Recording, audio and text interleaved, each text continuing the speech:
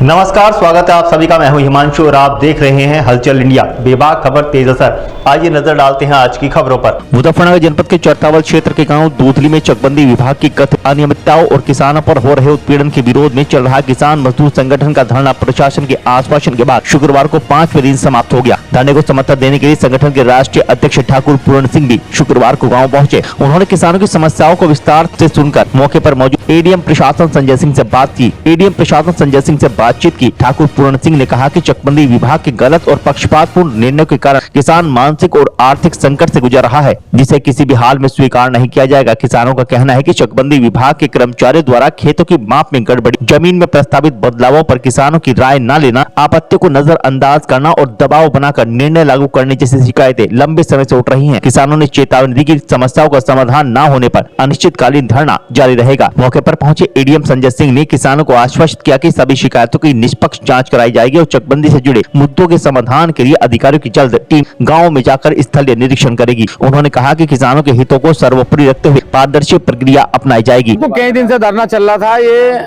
ग्राम दूधली हो, चाहे भमेला हो, चाहे नसीरपुर हो, चाहे पिपलसा हो, जनपद में जहाँ भी चकबंदी चल रही, खुद जिलाधिकारी महोदय हमारे चकबंदी से तंग है। अधिकारियों की गलतियों का नतीजा बार बार बड़े अधिकारियों को भुगतना पड़ रहा।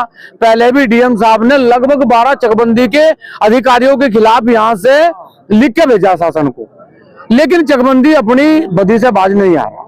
आज गांव दूधली में जो चकबंदी चल रही थी उसमें नक्शा 23 में बहुत त्रुटियां थी।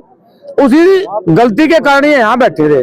लेकिन कल जिलाधिकारी महोदय से इनकी बात हुई। जिलाधिकारी महोदय ने बाकायदा एक पत्र बनाया, उस पर अपने साइन करे। उन्होंने एक माह का समय मांगा कि भाई मुझे 1 माह का समय दिया जा, मैं इसकी जांच करवाऊंगा और यदि जांच में नक्शा 23 में त्रुटियां पाई गई तो मैं इस नक्शे 23 को निरस्त करके पुनः चकबंदी प्रक्रिया शुरू करवाऊंगा। यदि 1 महीने में कार्यवाही नहीं होती तो फिर क्या आगे की प्रक्रिया रहेगी? फिर यही है, फिर कहाँ चले गए? जनपद भी यही, डीएम भी यही, हम भी यही, फिर यही पहुंचेगी खिचड़ी।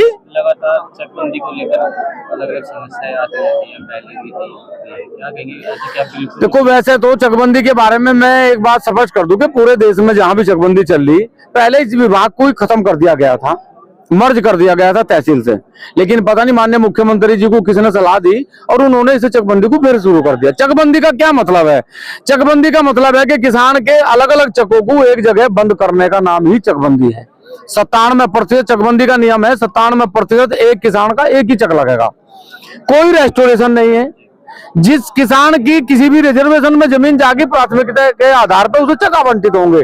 लेकिन यहाँ क्या है कि गांव के कुछ लोगों से पैसे ले लिए, जो बेचारे कमजोर लोग हैं उन्हें जमीन उठा दी, उनकी सड़क पर किसी और की लगा दी। तो ये गांव में जो चकबंदी प्रक्रिया चलती है, ये पैसे के बंदरबाट से किसानों को बहुत बड़ा नुकसान दे रही है। अब एडीएम आए थे यहाँ पर, क्या बात? एडीएम साहब ने भी, एसओसी साहब ने भी और सीओ साहब ने भी एक पत्र लिखा और पत्र में कहा कि डीएम साहब की जांच उपरांत यदि नक्शा 23 में त्रुटि पाई गई तो हम लोग ये साइन करके दे रहे हैं कि चकबंदी को पूर्ण रूप से निरस्त कर दिया जाए।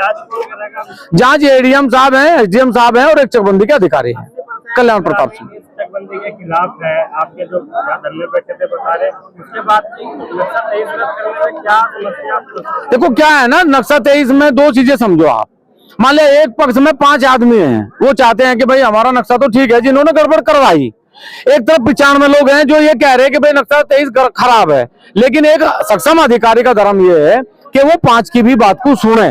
इसलिए उन्होंने क्या करा, जांच कमेटी बनाई। भाई 99 लोग एक आदमी का मर्डर करके ये नहीं कह सकते ना कि हम ज्यादा थे इसलिए मार दिया हमने, वो तो मर्डर ही रहेगा ना। इसलिए अगर 5 आदमी ये कह रहे हैं कि भाई हमारे नक्शे 23 ठीक है, तो जिलाधिकारी महोदय का जो नियम था, जो कानून था, जो धर्म था, उन्होंने कहा कि इसलिए मैं इसकी जांच करवाऊंगा। इसलिए आज जो धरने पर लोग बैठे थे उनकी जीत हुई, क्योंकि उन्हें लिखित में लेटर दिया गया, आश्वासन।